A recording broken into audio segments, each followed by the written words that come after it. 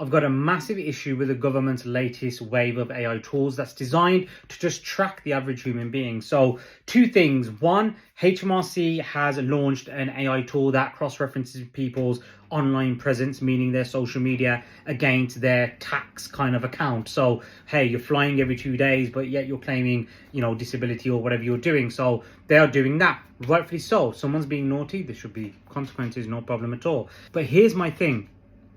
Where's the AI tools to track the rich and the wealthy? I'm not going against people making money here. What I'm saying is there's a report that came out last month or a month ago before that, which was it's basically officially declared that HMRC does not know how to track wealthy individuals because they have very complex setups, and how they structure their tax and residencies and citizenships is in a very tax efficient way. So it's very tough to tax them as a blanket. You have to dive into each case, right? But if we just manage to tax these people using some form of AI tool, because you're launching them for the average Joe, why not launch them for the rich and the wealthy? If we just launch an AI tool that done a lot of the heavy lifting for us, maybe we only have to do 20% of the work and AI does the 80. And now guess what? At the end of the year, we've recovered 4.2 billion or 1 billion or 500 million off rich and wealthy individuals. This isn't just taxing them for no reason. It's them paying their fair share. That's all it is. It's them paying their fair share of tax like you have to. People took out bounce back loans during COVID. Some didn't pay them back. And now we've got AI scanning for them and saying, hey, right, let's take you to jail. We have another one.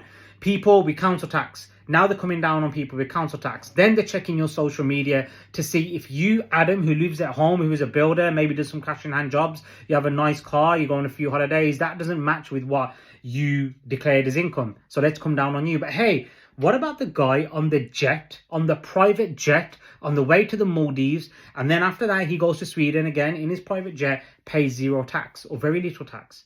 How is that fair on the society of the United Kingdom? This is my biggest issue with these wave of AI tools that the government's coming out with.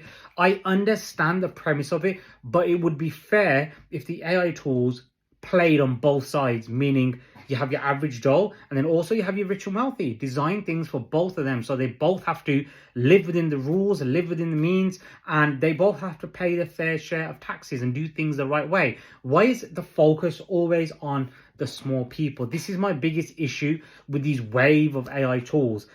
As a holistic point of view, it's great that the UK is making headway with AI because we will get overtaken by other countries.